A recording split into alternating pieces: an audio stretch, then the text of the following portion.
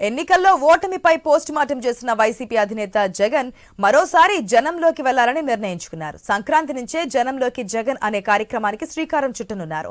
26 జిల్లాల్లోనూ పర్యటన ఉండేలా ప్లాన్ చేస్తున్నారు. ప్రతి నియోజకవర్గంలో 2 రోజుల పాటు సమీక్షలు నిర్వహించనున్నారు. పార్టీ బలోపేతంపై కార్యకర్తల సూచనలు, సలహాలు స్వీకరించనున్నారు. ఇకపై అపాయింట్మెంట్తో పని లేకుండా నియోజకవర్గ నేతలను నేరుగా కలవనున్నారు జగన్.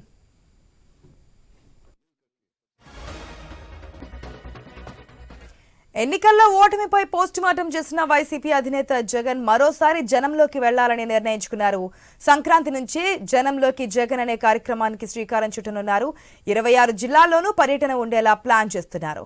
ప్రతి నియోజకవర్గంలో 2 రోజుల పాటు సమీక్షలు నిర్వహించనున్నారు. పార్టీ బలోపేతంపై కార్యకర్తలు సూచనలు, సలహాలు స్వీకరించనున్నారు. ఇకపై అపాయింట్మెంట్తో పని లేకుండా నియోజకవర్గ నేతలను నేరుగా కలవబోతున్నట్టు తెలుస్తోంది. పూర్తి అప్డేట్స్ మా ప్రతినిధి హరీష్ ద్వారా తెలుసుకుందాం.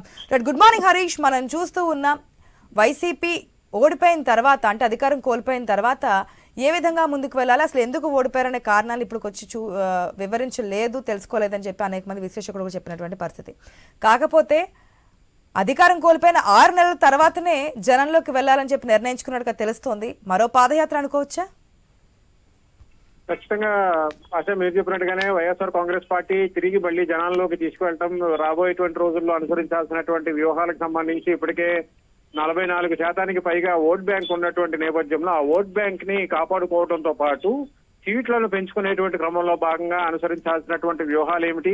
ఇప్పటికే జగన్ ఇంటికి, తాడేపల్లిలో ఉన్నటువంటి జగన్ ఇంటికి, క్యాంపు కార్యాలయానికి, పార్టీ కార్యాలయానికి పెద్ద ఎత్తున అభిమానులు కావచ్చు, పార్టీకి సంబంధించినటువంటి శ్రేణులు కావచ్చు తరలి వస్తున్నారు. అయితే వాళ్ళు ఎవరిని కూడా జగన్ పూర్తి స్థాయిలో కలవలేకపోతున్నారు. ఎందుకంటే కొంతవరకు సమయాభావం కావచ్చు, కొంతవరకు రద్దీకి సంబంధించినటువంటి అంశం కావచ్చు. ఇక రాజకీయంగా చూసుకుంటే కనుక ఈ వ్యవహారం పైన వైఎస్ఆర్ కాంగ్రెస్ పార్టీ ప్రత్యేకంగా ఫోకస్ పెట్టింది. 6 నెలల కాలంలోనే ప్రభుత్వంపై వచ్చినటువంటి వ్యతిరేకతని ప్రజల్లోకి తీసుకువెళ్లాలన్నటువంటి ఒక రాజకీయపరమైనటువంటి కోణంతో ముందుకు వెళ్లేటువంటి క్రమంలో భాగంగా కూటమి ప్రభుత్వం వైఫల్యాలను ఎండగట్టడం, కూటమి ప్రభుత్వం వైఫల్యాలకు సంబంధించినటువంటి అంశాలు, ఇచ్చినటువంటి హామీలకు సంబంధించినటువంటి అమలు, కూటమి ప్రభుత్వం ఇచ్చినటువంటి సూపర్ 6 హామీలకు సంబంధించినటువంటి వ్యవహారం పైన ప్రజల్లో ఇప్పటికీ అసంతృప్తి కూడా ఉన్నటువంటి సిచ్యువేషన్ ఉంది. ఇదే సమయంలో పార్టీకి సంబంధించినటువంటి నాయకత్వం కావచ్చు, కేడర్ కావచ్చు, అభిమానులు కావచ్చు, సానుభూతి పరుల పైన కూడా జరుగుతున్నటువంటి దాడులకు సంబంధించినటువంటి అంశం, రెడ్ బుక్ సంబంధించినటువంటి రాజ్యాంగం అమలు చేస్తున్నారని ఇప్పటికే జగన్ పదే ఆరోపణలు చేసినటువంటి నేపథ్యంలో కూటమి ప్రభుత్వం పైన ఒత్తిడి తీసుకొచ్చి సూపర్ 6 పథకాన్ని అమలు చేసే విధంగా,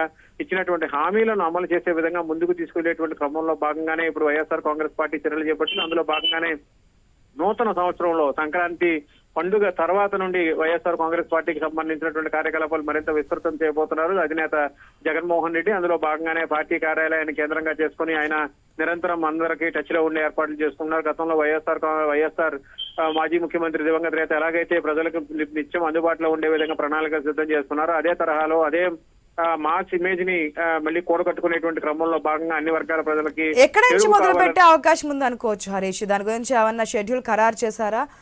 ఈ నియోజకవర్గం నుంచి మెయిన్ గా స్టార్ట్ చే పులివెందుల నుంచి కానీ, లేదంటే ఆయనకి సెంటిమెంట్ అయినటువంటి నియోజకవర్గం నుంచి కానీ? ప్రజెంట్ అయితే వైఎస్ఆర్ కాంగ్రెస్ పార్టీ కేంద్ర కార్యాలయం నుంచే ప్రజలను కలుసుకునేటువంటి ఏర్పాట్లు జరుగుతున్నాయి. అందులో భాగంగానే రోజుకి కొద్దిమంది పార్టీకి సంబంధించినటువంటి శ్రేణులు పార్టీ నాయకత్వాన్ని కలుస్తారు. అయితే ఇక సంక్రాంతి తర్వాత నుంచి రెగ్యులర్ గా పార్టీకి సంబంధించినటువంటి నాయకత్వంతో టచ్ లో ఉండబోతున్నారు. ఇంకా తర్వాత షెడ్యూల్ కి సంబంధించినటువంటి అంశం పైన పార్టీ సీనియర్ నేతలతో కూడా ఆయన చర్చించాల్సినటువంటి సిచ్యువేషన్. ఆ చర్చించిన తర్వాత షెడ్యూల్ పూర్తి స్థాయిలో ఖరారు అవుతుంది. అయితే ఈలోపు సంక్రాంతి తర్వాత నుంచి మాత్రం పార్టీ కార్యాలయానికి నిరంతరం జగన్ అందుబాటులో ఉండటం, ఆయన ప్రజల్ని నేరుగా కలుసుకోవడం, అపాయింట్మెంట్స్ కావచ్చు, ముందస్తు షెడ్యూల్ కి సంబంధించినటువంటి అంశాలను అన్నింటినీ కూడా పక్కన పెట్టి ఆయన నేరుగా ప్రజలకి టచ్ లో ఉండేటువంటి క్రమంలో భాగంగానే ముందుకు వెళ్లాలని నిర్ణయానికి వచ్చినట్లుగా ప్రాథమికంగా సమాచారం అందుతోంది. ఆశ. Right Harish, thanks for the update.